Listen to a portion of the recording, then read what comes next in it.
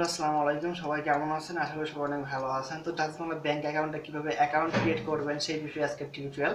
তো অনেকে হয়তো জানেন না যে কিভাবে ডাচ বাংলা ব্যাংক অ্যাকাউন্টে অ্যাকাউন্ট ক্রিয়েট করতে হয়, সেই বিষয়ে আমি একটু বলে দিই। আপনি যদি আমার চ্যানেলে একদম নতুন ভিউয়ার্স হয়ে থাকেন, অবশ্যই আমার চ্যানেলটি সাবস্ক্রাইব করে দিবেন এবং পাশে থাকা বেল আইকনটি বাজিয়ে দিবেন নতুন কোনো টিউটোরিয়াল পাওয়ার জন্য।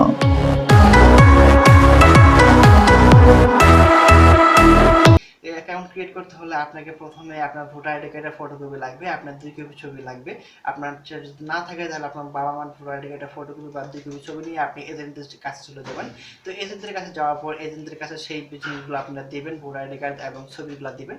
দেওয়ার পর এজেন্ট আপনাকে একটা অ্যাপ্লিকেশন ফর্ম দেবে, সেখানে অ্যাপ্লিকেশন ফর্ম ফিল আপ করতে হবে এবং আপনার টোটালি 8 থেকে 9টা সিগনেচার লাগবে। সিগনেচারগুলো দেওয়ার পর আপনাকে 500 টাকা সেখানে জমা দিতে হবে, মানে এই 500 টাকা অল টাইম আপনার অ্যাকাউন্টে থাকবে।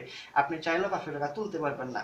তো 500 টাকা আপনাকে এখানে জমা দিতে হবে। জমা দেওয়ার পর আপনি চলে আসবেন। তারপর আপনাকে 2 থেকে 3 দিনের ভিতরে আপনার ফোন নাম্বারে একটা এসএমএস চলে যাবে এবং আপনার অ্যাকাউন্টটি অ্যাক্টিভ হয়ে গেছে। এই বার্তাটা চলে যাওয়ার পর আপনি এসে ডাচ বাংলা সেই ব্রাঞ্চ থেকে এসে আপনি সেই ডেবিট কার্ডটা নিয়ে যাবেন। তো এরকমভাবে মূলত আপনি ডাচ বাংলা ব্যাংক অ্যাকাউন্ট থেকে আপনি যে কোনো অ্যাকাউন্ট ক্রিয়েট করতে পারেন। তো বন্ধুরা, এই ছিল আজকের ভিডিও। আর আসলে এই ছোট্ট একটা জিনিসই অনেকে জানে না, তো সেই জিনিসটা আমি আজকে জানাই দিলাম। তো ভিডিওটি ভালো লাগলে লাইক এবং শেয়ার করতে ভুলবেন না। আসসালামু আলাইকুম।